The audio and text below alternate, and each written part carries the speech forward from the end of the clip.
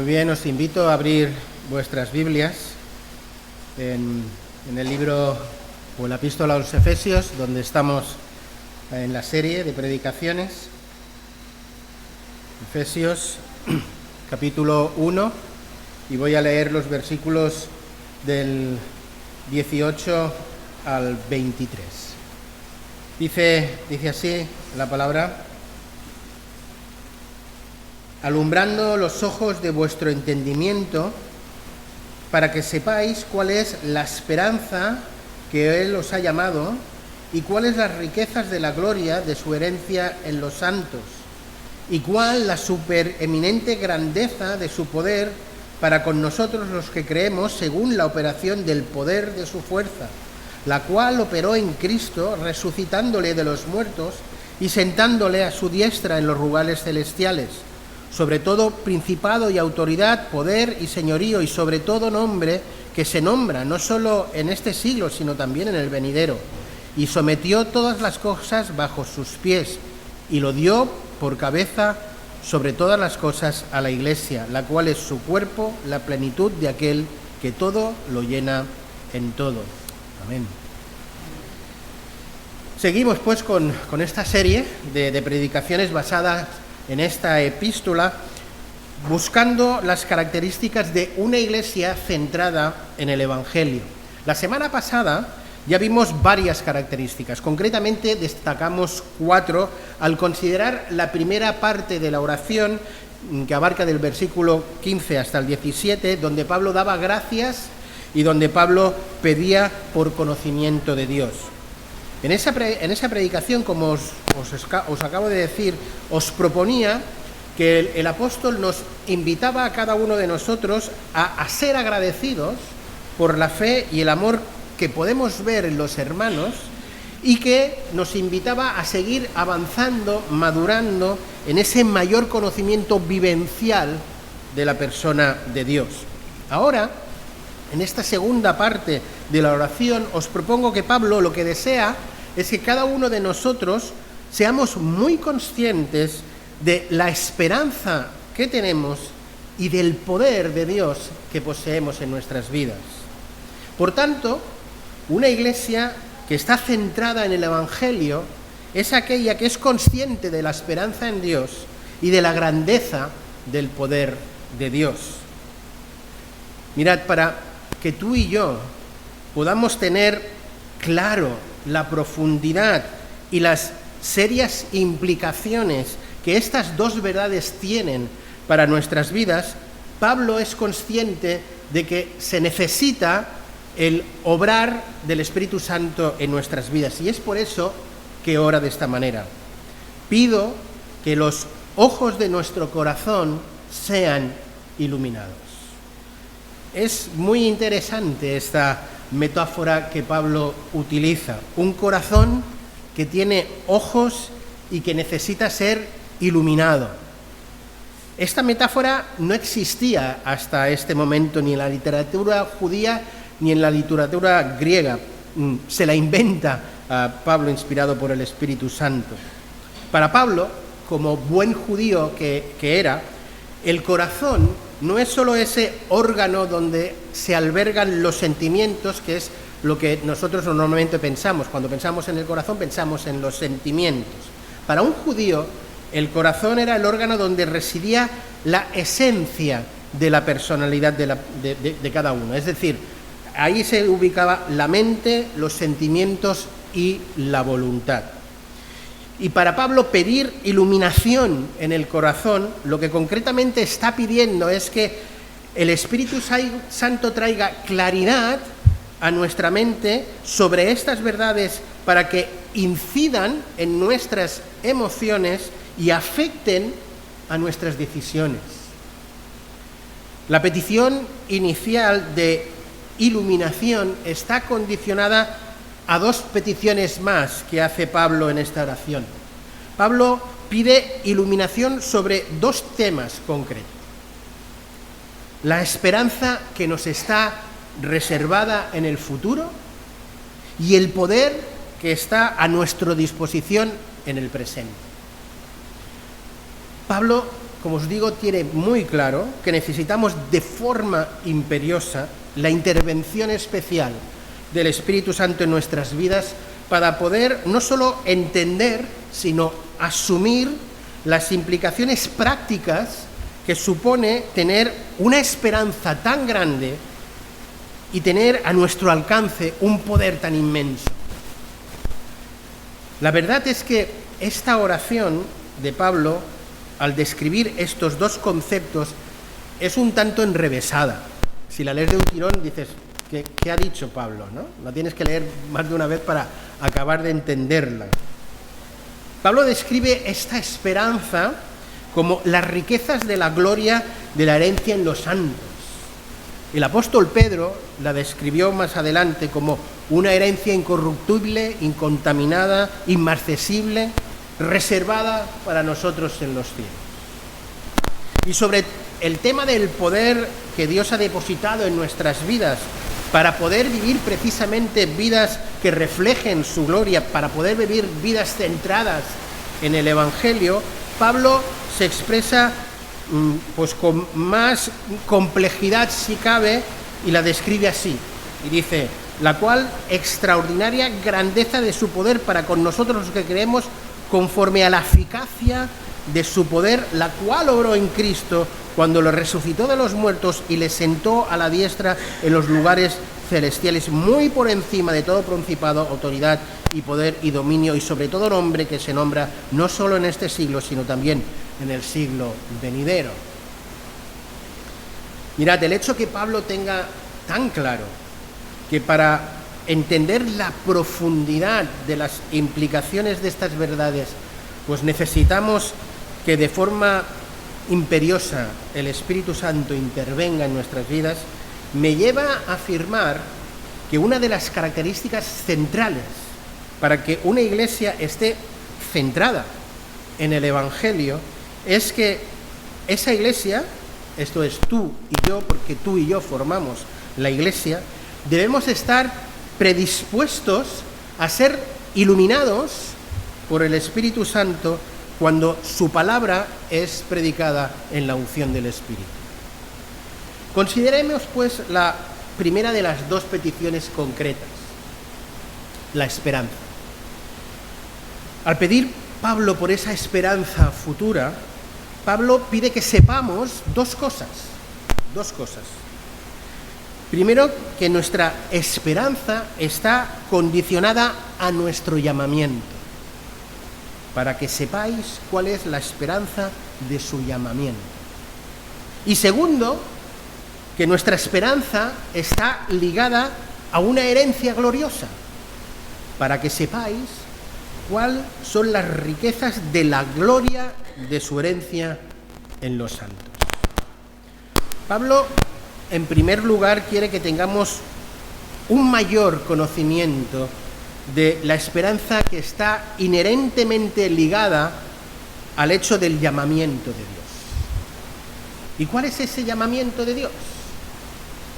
Pues Pablo nos ha estado diciendo cuál es ese llamamiento de Dios en el capítulo anterior. Los versículos del 3 al 11, de los cuales ya hemos hablado, Pablo allí nos habla de cuál es ese nuestro llamamiento anterior. Dice versículos del 4 al 6, según Él nos escogió en Él antes de la fundación del mundo para que fuéramos santos y sin mancha delante de Él, en amor nos predestinó para ser adoptados como hijos mediante su Hijo Jesucristo, conforme al beneplácito de su voluntad, y todo para la gloria de su nombre. En esos 11 versículos tenemos explicado qué es ese llamamiento al que hace Pablo mención en nuestra oración. Pablo quiere que todo creyente sea consciente de que Dios le ha escogido ya antes de la fundación del mundo, y que va a llegar un momento en que Dios va a reunir todas las cosas en Cristo Jesús. El llamamiento, por tanto, abarca tanto el pasado como el presente, como también el futuro. Pablo quiere que todo creyente tenga claro que nuestra esperanza es mucho más que un vago deseo de que las cosas vayan mejor. que no nos conformemos con esa frase hecha que dice, tranquilo, todo irá bien. Pablo quiere que la certeza de nuestra esperanza futura se convierta en una seguridad firme en el presente. Para Pablo, la esperanza no es una emoción, es una convicción. Una convicción basada en criterios objetivos, como son la muerte de Jesús en la cruz, que paga nuestra deuda por los pecados, y la resurrección de Jesús, que nos da certeza de vida eterna. Y todo esto, según lo que nos ha dicho en los 11 versículos anteriores del capítulo 1, todo eso está además garantizado por las arras y el sello del Espíritu Santo. Para Pablo, esta esperanza futura basada en convicciones profundas debe aportar seguridad y consuelo en el presente, el cual en demasiadas ocasiones es complejo, en demasiadas ocasiones está determinado por dificultades a las que todos y cada uno nos tenemos que enfrentar. Mirad, nuestro presente está caracterizado por la incerteza. De tal magnitud es esta incerteza en la que estamos instalados que todo ello genera una gran ansiedad al ser humano. Vamos de crisis en crisis y aún se anuncian más crisis.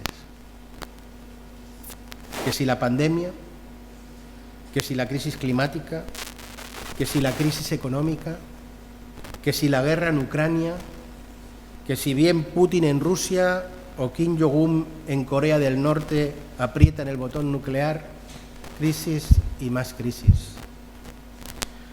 Ante todas estas incertezas les tenemos que sumar las propias, las de cada uno, las del día a día, como en ocasiones son la salud, en otros el trabajo, en otros las emociones. Todos, absolutamente todos, tenemos algo con lo que lidiar. Pues bien, Pablo pide que el Espíritu Santo ilumine nuestros ojos para que podamos vivir el presente a la luz de la futura esperanza que nos espera.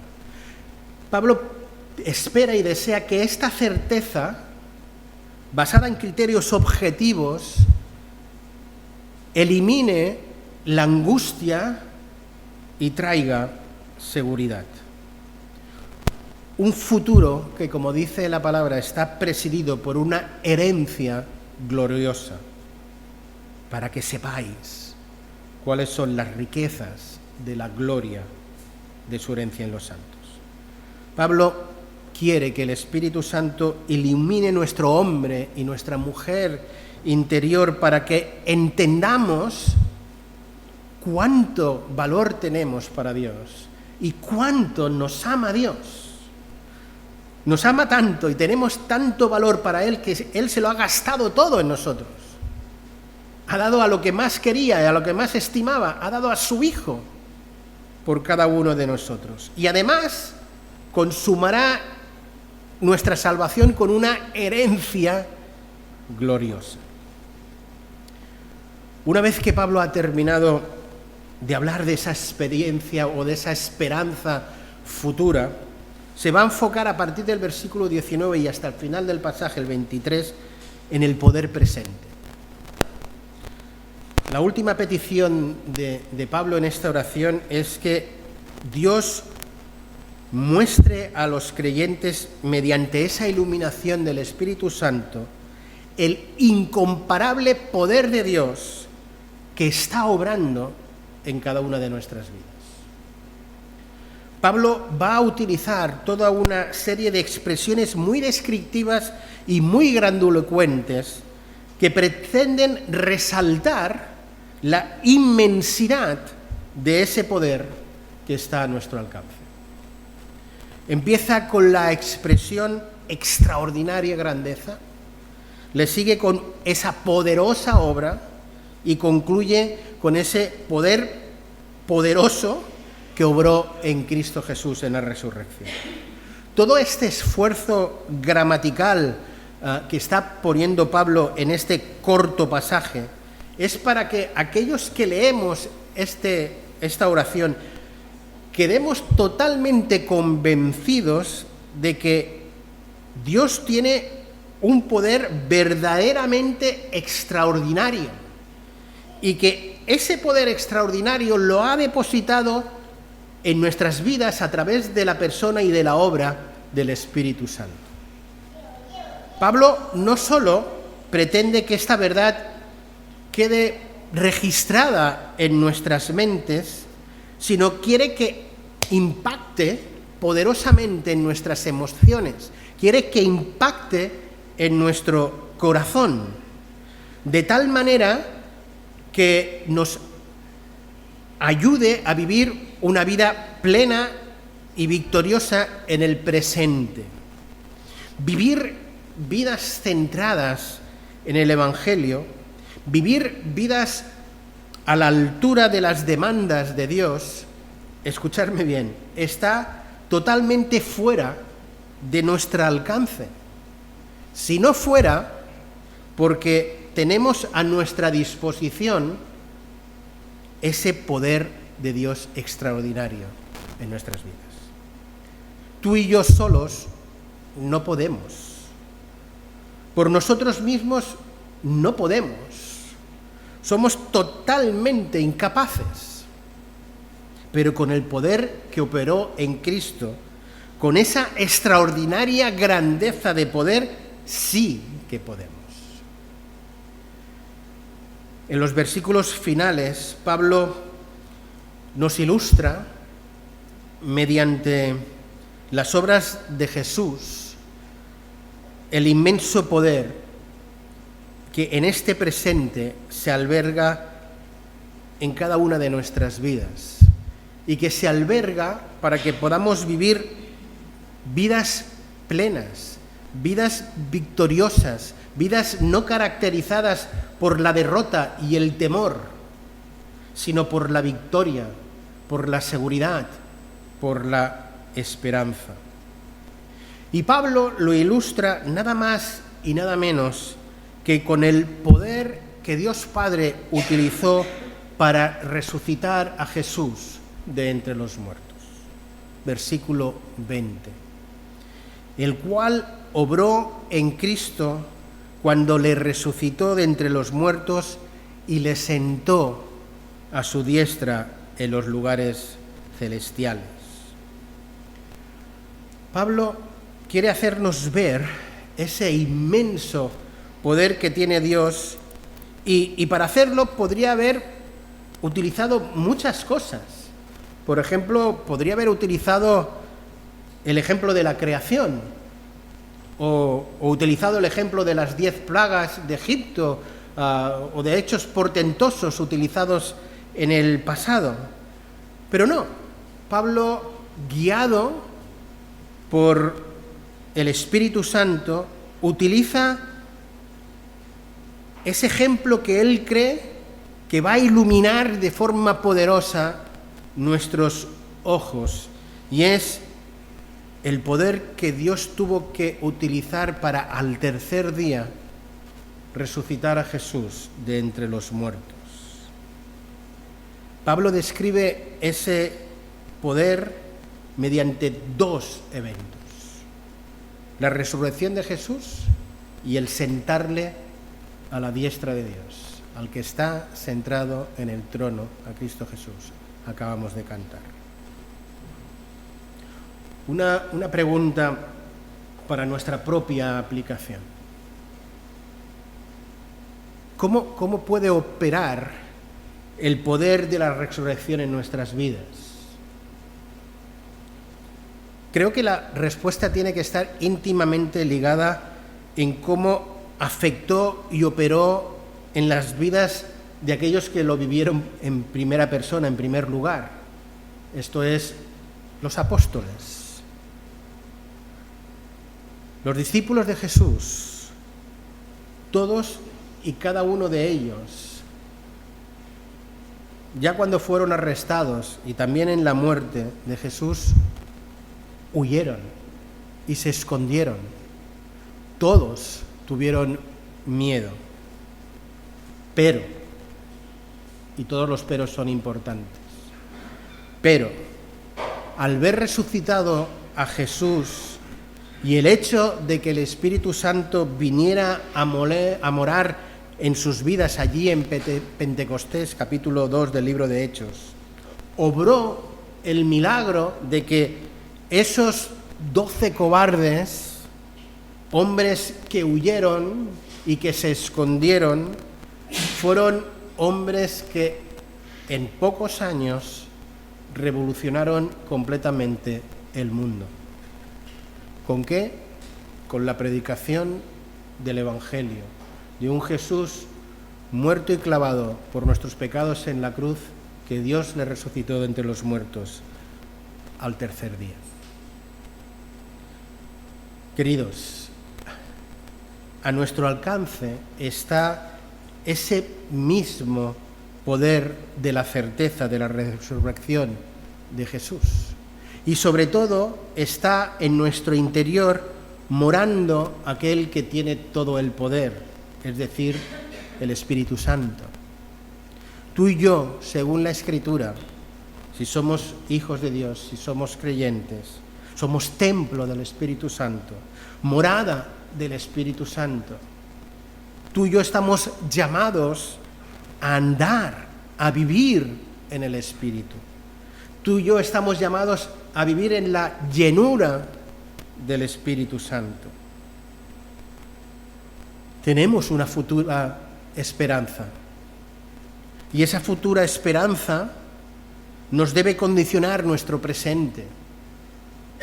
Pero debemos vivir nuestro presente de una forma confiada, no solo a la luz del futuro que nos espera, sino además echando mano al don inefable del poder de Dios que está depositado en nuestras vidas. Porque si el Espíritu Santo mora en nuestro interior, nos da la capacitación, que de eso va el poder, para capacitarnos para vivir vidas que le honren, que le glorifiquen a Él, para vivir vidas centradas en el Evangelio. Por tanto, como diría Pablo, os ruego por las misericordias de Dios, que no apaguemos el Espíritu Santo que está en nuestro interior. Os ruego por las misericordias de Dios, que no contristemos al Espíritu Santo que está en nuestro interior. Os ruego por las misericordias de Dios, que vivamos en la llenura, en la plenitud del Espíritu Santo. Y de esa manera no ahogar ese inmenso poder que está a nuestra disposición en este mismo instante. Tres son los principales motivos por los cuales Pablo ora: iluminación, esperanza y poder, capacitación. Preguntémonos, cada uno de nosotros, ¿cuán iluminado está tu corazón? ¿Cuánta luz tiene? ¿Cuán firme está tu esperanza futura? ¿Cuánto utilizas el poder que Dios ha puesto a tu disposición? Queridos, nuestra esperanza está tan firme que en medio de circunstancias adversas que nos tocan vivir, las estamos enfrentando con esperanza, con seguridad, con templanza, o lo hacemos con agobio, angustia y temor. ¿Vivimos el presente a la luz de este presente que es agobiante? ¿O vivimos nuestro presente a la luz del futuro que nos espera? Lo he dicho más de una vez y lo vuelvo a decir, lo mejor está por llegar. Lo mejor está por llegar. ¿Cómo está tu espíritu en tu interior? ¿Está apagado? ¿Está entristecido? ¿O está pletórico, en plenitud, llenándote de tal manera que experimentas el amor de Dios, el perdón de Dios, el poder de Dios, ese poder que está a tu disposición y por tanto estás viviendo vida plena, satisfactoria, esos ríos de agua viva de los que habla el Señor Jesús en el Evangelio? ¿Cómo están nuestras vidas? ¿Cómo andas de luz? La luz está cara últimamente. Esta luz no tiene precio. La luz del Espíritu Santo no tiene precio. Tus ojos tienen cataratas, tus ojos tienen dioptrías, tus ojos ven claramente esa esperanza que está garantizada para ti y para mí. Jesús dijo: he ido a reservar y a preparar morada para vosotros.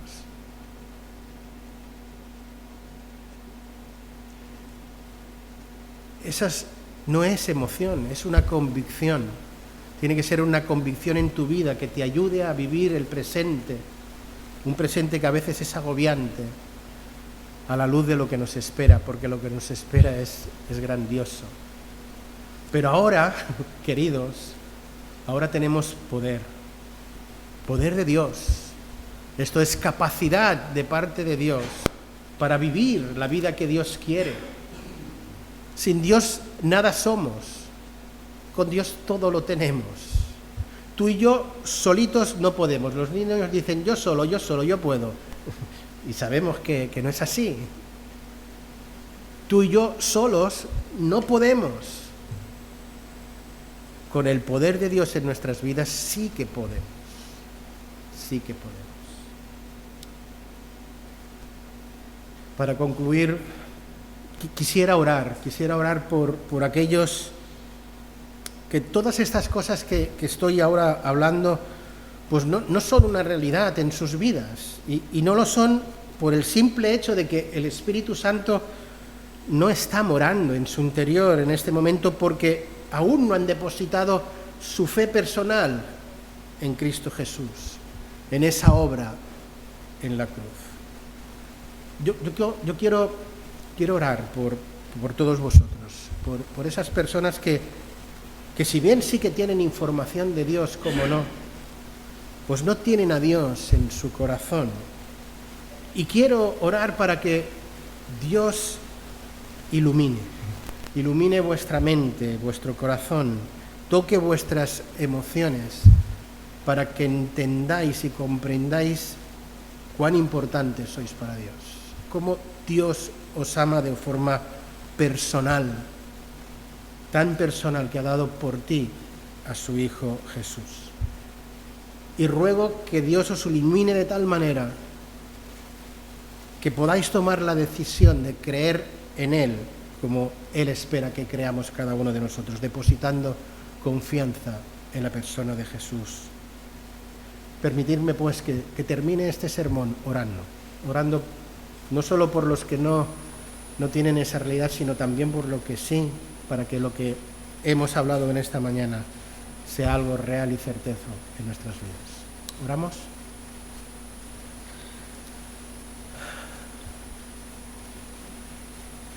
Señor, tu palabra es clara y es diáfana. A veces es cierto que Pablo, cuando escribe, encadena ideas, encadena palabras muy grandilocuentes y a veces se nos hace difícil entender según qué pasajes.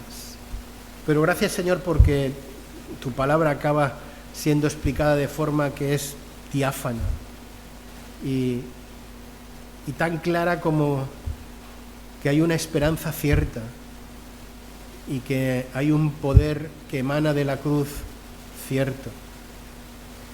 Yo quiero rogarte, Señor, por aquellas personas que puedan estar aquí o puedan estar escuchando en el vídeo y aún no han tenido o mantenido esa relación personal contigo, que tú, Señor, por tu Espíritu ilumines su mente y su corazón y que puedan tomar de forma voluntaria y libre esa decisión de depositar fe en ti, depositar fe en la obra de Jesús en la cruz. Yo te ruego, Señor, que tú toques esos corazones, que los ilumines con tu luz. Pero también te ruego por mí y te ruego por todos y cada uno de mis hermanos, y lo hago como lo hizo Pablo en su día, rogándote, Señor, que el Espíritu Santo ilumine, ponga luz en mi vida, en mi mente, en mi corazón, para que sea capaz de entender las implicaciones prácticas que tiene el saber esa esperanza cierta que está reservada en un futuro, para que entienda que eso no solo lo gozaré en el futuro, sino que ahora ya puedo vivir una vida plena gracias a esa certeza, a esa realidad. Te ruego, oh Dios, que por tu Espíritu ilumines no solo mi mente, sino la mente de mis hermanos, para que seamos conscientes de que el poder que operó para resucitar a Cristo Jesús, nada menos que ese poder, está albergado en nuestras personas a través del Espíritu Santo, y que somos capaces de vivir vidas que te agraden, que somos capaces de llevar a cabo la misión que nos has encomendado, que somos capaces de vivir vidas centradas en el Evangelio para tu honra y para tu gloria, que somos capaces de vivir en nuestra escalera, en nuestros puestos de trabajo, en nuestras escuelas, de una manera diferente a la de este mundo, que somos capaces, Señor, de soportar a veces las burlas, las incomprensiones. No es fácil ser un hijo de Dios creyente en medio de una sociedad que te ha dado la espalda. No es nada fácil, pero tú nos has capacitado, Señor, para poderlo hacer, y en tus fuerzas queremos ir, en tus fuerzas queremos vivir, porque somos conscientes de que solo no podemos. Lo hemos intentado más de una vez y hemos fracasado. Solos no podemos, pero en ti somos más que vencedores. Señor, ahora te ruego que por tu gracia y por tu paz, tú ahora nos despidas en eso tu amor, en esa tu gracia, y que sigas obrando en poder en cada una de nuestras vidas. Que la gracia del Señor Jesucristo, el amor de Dios el Padre y la comunión del Espíritu Santo esté con todos nosotros ahora y siempre. Amén.